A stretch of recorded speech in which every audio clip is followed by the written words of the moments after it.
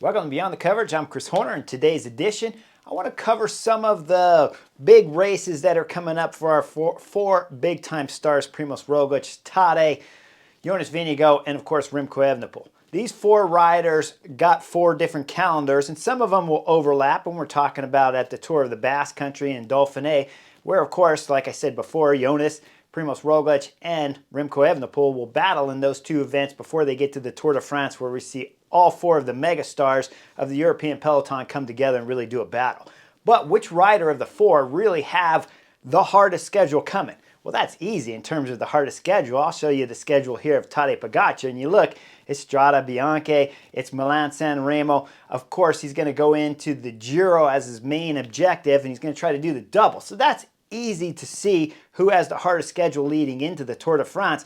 But there's a lot more to bike racing than just what's the hardest program. Because remember, when we go back and look at Tadej Pogačar's schedule, Strade Bianche, there's no Primož Roglič there. There's no Jonas Vingegaard there. There's no Tadej Pogačar there. When he goes to Milan-San Remo, that's a different story. He's got to deal against some of the big one-day bike racing classics.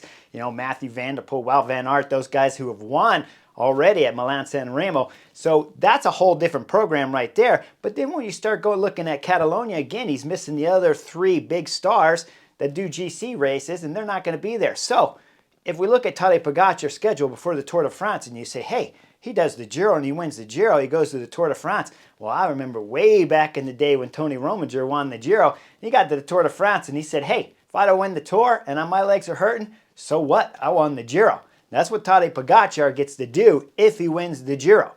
So does he really have the hardest program? Well, yes, on paper it's still the hardest, but is it really the hardest? I don't think it is. When we start looking over at the other riders, let's take a look at Remco Evenepoel. The Belgian rider, he's got Algarve on his schedule. Then, of course, he has the classics, Flèche Wallonne, Liège-Bastogne-Liège, and, of course, he's going to do Amstel Gold before those. So he's got an incredibly hard schedule when you look at his, but he can win Algarve. He can go into the one-day classics. He can win Flèche Wallonne, Amstel Gold. Then he only has to battle against Tadej Pogačar at Liège-Bastogne-Liège. That's a hard program there, but he's got some room to win some races before he gets to the Basque Country and loses, right? If he goes to the Basque Country and loses against Primož Roglič and Jonas Vingegaard, he already won one of the one-day classics possibly, and of course Algarve, which he's won before. So is that the hardest program? I don't really know if that is either. When we look over at Jonas Vingegaard and we see his schedule, he's going to do the race there in Galicia, starting off the season that he won last year, Gran Camino. Sorry, my bad pronunciation, of course. It's the butterfly effect and Beyond the Coverage. But we see that he can go and he can win there, and then he can go to Trino Adriatico, and he doesn't battle against anyone. No Tadej Pogačar, no Remco, no Primož Roglič at Trino Adriatico. So Jonas can win Trino Adriatico, then go to the Basque Country and lose the Basque Country to Remco Evenepoel or Primož Roglič. Then he can lose again at Dauphiné to start the Tour de France, but he won Trino Adriatico. That's still going into the Tour with a little bit of confidence if you got some wins already on your resume. So let's go over to Primož Roglič. His calendar looks like, to me, to be the most difficult one because he's going to start at Paris-Nice. He's got to go against Remco Evenepoel and beat Remco there. And then he's going to go over to the Basque Country and deal with Remco and Jonas at the Basque Country. Then he's got to go to Dauphiné and he's got to win there. Now let's take a look and say, wow, well, okay, Chris, he's only got 3 races, so he has tons of training and tons of preparation.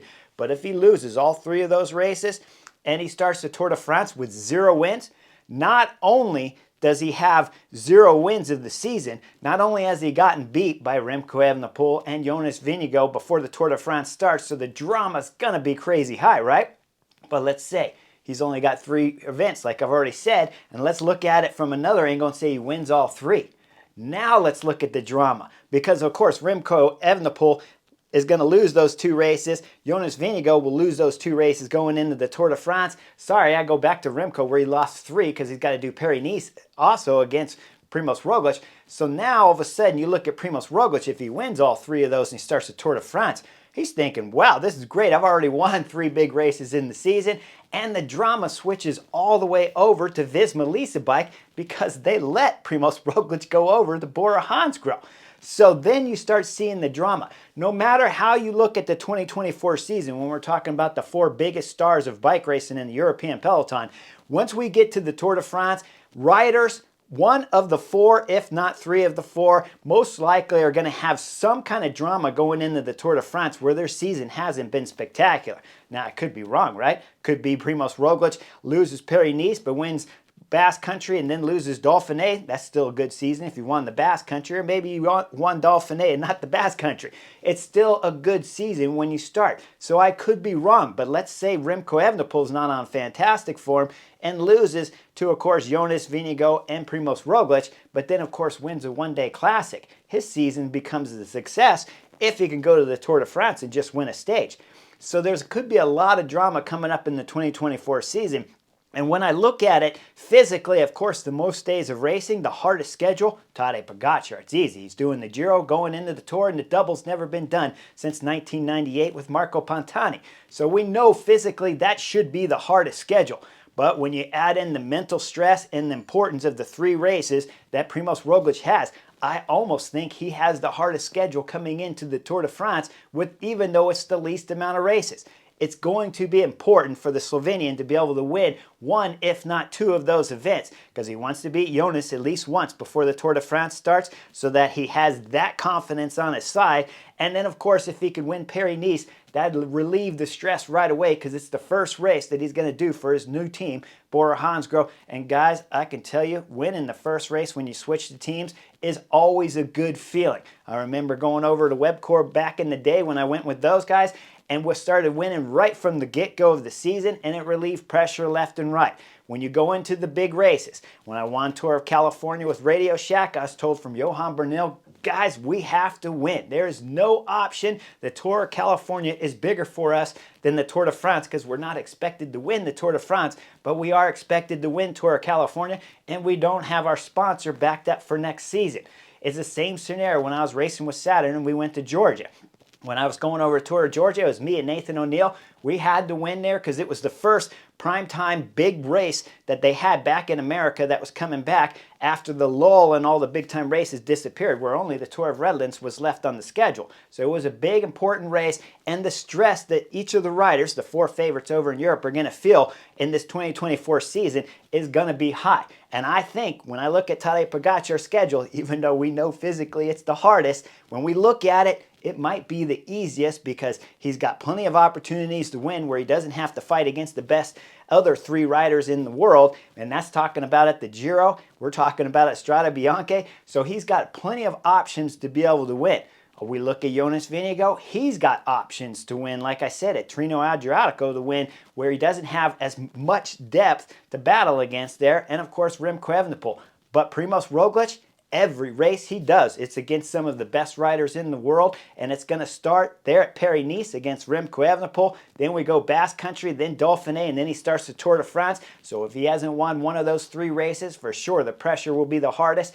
And when you got to beat Remco Evenepoel and Jonas Vingegaard, you know you got hard programs. So when I look at the schedule, he has the lightest amount of races, but I say he has the hardest part of the season because the stress is going to be high. But I think the Slovenian will win probably two, if not all three of those races before the Tour de France starts. And then the drama is going to be put over there on Visma Lisa bike like we have never seen before.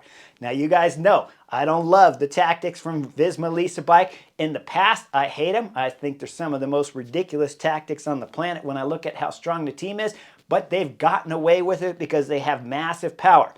Now, all of a sudden, the power has been dispersed with Primož Roglič going over the Bora-Hansgrohe. So, if Jonas Vingegaard, their one big-time sole leader on the team, okay, there's Wout van Aert there, but we know it's a GC team. They're looking at the Tour de France, they're looking at the stage races, and if Jonas Vingegaard hasn't been winning, well, the big guy Wout van Aert better be doing something, and of course, we always know the Belgian kid normally does, so that will relieve a little bit of pressure, but it's not going to be much if Jonas Vingegaard isn't winning one of those first big-time races that he's doing in the beginning of the season. There'll be drama all over the map when we're looking at Visma Lisa bike, and the July Tour de France starts June 29th, a little bit early this season. So the drama that they'll be feeling if Jonas Vingegaard doesn't win early in the season here. It's going to be high there. When I look at the program, Primož Roglič got a little bit of pressure on his shoulder, but that Slovenian always seems to deliver. He did last season, and he won Trino Adriatico, Catalonia, won the Giro, and then, of course, went to the Vuelta, went on the podium there at the Vuelta after winning a couple stages. So the Slovenian should come through, Jonas Vingegaard should come through, Tadej Pogačar should come through, and Remco Evenepoel should. But somebody's got to fail, right? It seems to me when I'm sitting up here on Beyond the Coverage that it's going to be hard for all 4 riders to deliver big-time results before we get to the Tour de France, but they all have small opportunities to do it. Make sure you like and subscribe. The drama is going to build up as the season starts here in 2024. I'll see you in the next video of Beyond the Coverage real soon.